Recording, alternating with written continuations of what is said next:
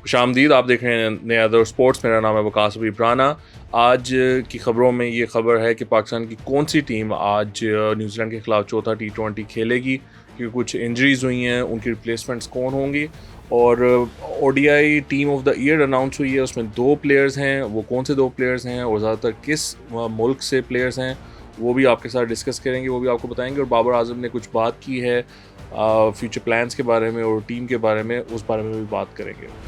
तो सबसे पहले बात करते हैं जो लाइकली प्लेइंग 11 है उसकी। पाकिस्तान किस टीम के साथ उतरेगा।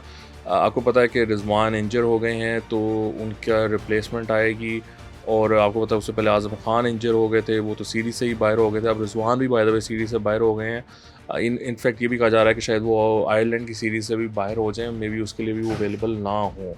और जो यंगस्टर थे ऑलराउंडर पाकिस्तान में आए, वो भी ही इज़ नॉट फिट, तो वो भी अवेलेबल नहीं होंगे।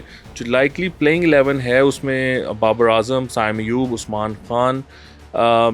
सो इट सीम्स उस्मान खान को मौका मिलेगा वन डाउन आने का, और उस्मान विकेट कीपिंग भी करेंगे।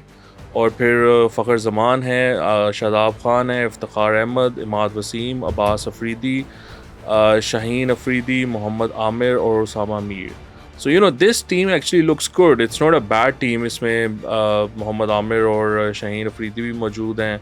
अब्बास अफरीदी तीसरे फास्ट बॉलर हैं, उसामा मीर और इमाद वसीम और शादाब 3 स्पिनर्स मौजूद हैं। इनफैक्ट इफ्तिखार अहमद की ऑप्शन भी मौजूद है।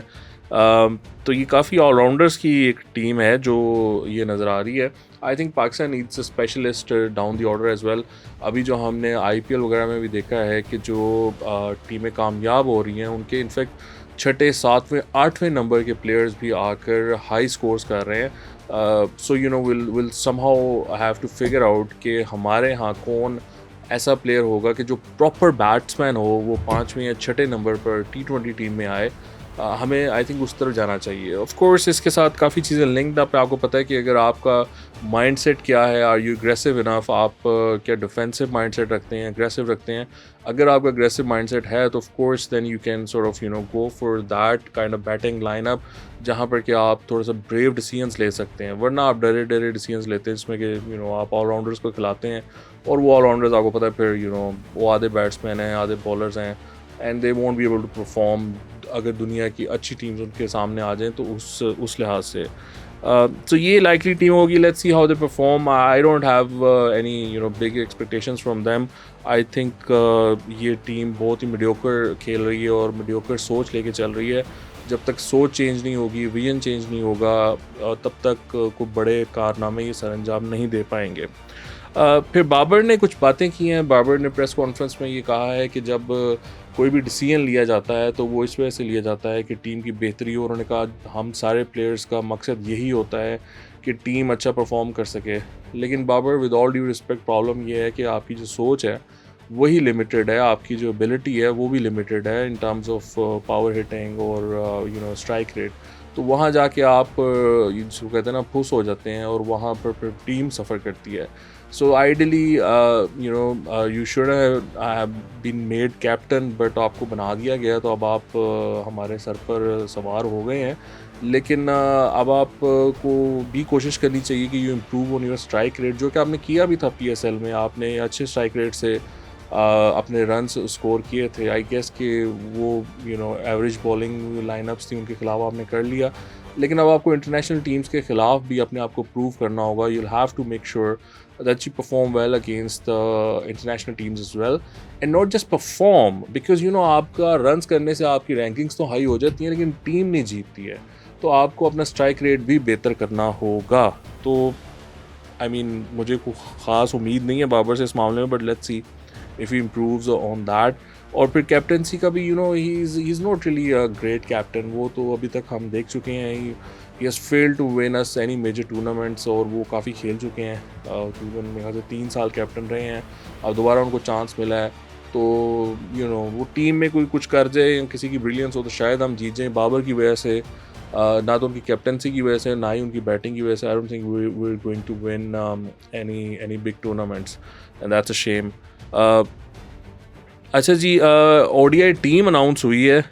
उसमें 2 पाकिस्तानी प्लेयर्स हैं, आप सोच रहे होंगे कि बाबर उसमें होंगे, तो बाबर नहीं है, उसमें मोहम्मद रिजवान है और शहीन शाह अफरीदी हैं पाकिस्तान की तरफ से। इंडियन डोमिनेटेड ये टीम है। लेट मी टेल यू कि टीम में कौन कौन है। Rohit Sharma as captain, Shubman Gill, Virat Kohli, Mohammad Rizwan as wicket keeper, Daryl Mitchell, Glenn Maxwell, Ravindra Jadeja, Shaheen Afridi, Mohammad Shami, Mohammad Siraj and Adam Zampa. तो भारी भरकम इंडियन प्रेजेंस वहाँ पे देखी जा सकती है। And I guess rightly so, उन्होंने अच्छा परफॉर्म किया है। बहुत शानदार उनकी परफॉर्मेंस थी लास्ट वर्ल्ड कप में। वो फाइनल तक पहुँचे, फाइनल में ऑस्ट्रेलिया ने उनको हरा दिया, लेकिन इंडिया ने बहुत अच्छा परफॉर्म किया था।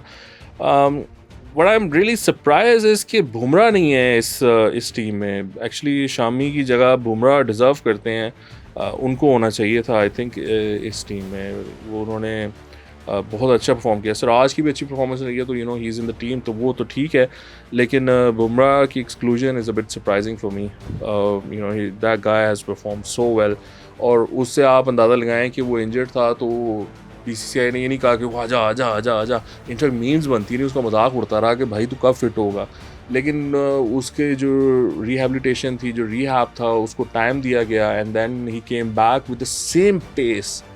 जिस पेस पे वो गया था इंजरी से पहले, उसी पे वापस आया। हमारा शाहीन शाह अफरीदी आया तो उसकी अब पेस गिर गई है, और वो 135-36 के ऊपर बॉलिंग नहीं करता। और ये पाकिस्तान के ज़्यादातर फास्ट बॉलर्स की कहानी है ये, मतलब ये ऐसे ही होता है। आमिर जब नया आया था, आमिर 145-147 पे बॉल करता था, संभाला नहीं जाता था। लेकिन वो फिर ओवर पीरियड ऑफ टाइम थोड़ी सी इंजरीज़ वगैरह, और फिर वो जो भी उसके मामला, तो आपको पता ही है कि वो जुए शुए के चीज़ें थी, उसमें वो फिर ही सफ़र्ड, और उसके बाद जब वो आया तो उसकी पेस कम हो गई। लेकिन ये बहुत सारे बॉलर्स के साथ ये मामला हो चुका है कि जब वो इंजर हो जाते हैं तो उसके बाद वो वापस आते हैं तो उनकी वो पेस वैसी नहीं रहती। Naseem Shah is an exception to that. अभी वो इंजरी से वापस आया, but he is bowling well, इसकी पेस भी अप है, तो आई होप कि ये सस्टेन कर सकें अपनी फिटनेस को। अच्छा, अब ये भी बड़ी बात हो रही है कि पाकिस्तान क्रिकेट टीम काकूल गई थी फिटनेस कैंप के लिए, और वहाँ से वापस आने के बाद 3 प्लेयर्स जो हैं पाकिस्तान के वो इंजर हो गए हैं। उसमें वो और नियाज़ी हैं, और आज़म ख़ान हैं, और मोहम्मद रिजवान हैं।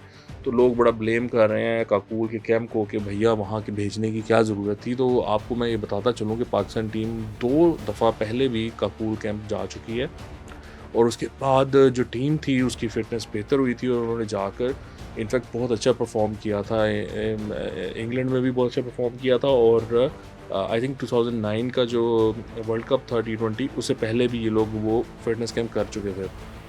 तो ये ही टीम है जिसको फिटनेस के मामलात का शिकार हुई है, और वो इससे ये साबित होता है कि इनकी फ़िटनेस पहले ही नहीं अच्छी थी। तो इन लोगों को अपनी फ़िटनेस ओवरऑल बेहतर करने की ज़रूरत है। काबुल कैंप की वजह से इनकी फ़िटनेस नहीं ख़राब हुई, इनकी फ़िटनेस थी बुरी। अगर इनकी फ़िटनेस बुरी ना होती तो ये वो भी अच्छे से करते, और आगे चल के भी आगे ये और बेहतर फ़ील करते, और फिट फ़ील करते। लेकिन इन लोगों के वैसे ही रह गए हैं, इस वजह से वो पहले भी ख़राब थी, काकूल में और ख़राब हो गई, अब वो इंजर होना शुरू हो गए हैं। तो कहते हैं जी काकूल की वजह से हुए हैं, ये वैसे ही इनके बेड़ेगर्क हुए हुए हैं। तो ऐसा मामला नहीं है कि आप कहें जी वो बड़े फिट थे, काकूल गए तो फिटनेस ख़राब हो गई। It just doesn't make sense भाई। एनीवे, आज के लिए इतना ही। आपके देखने का बहुत शुक्रिया। खुदा हाफ़िज़।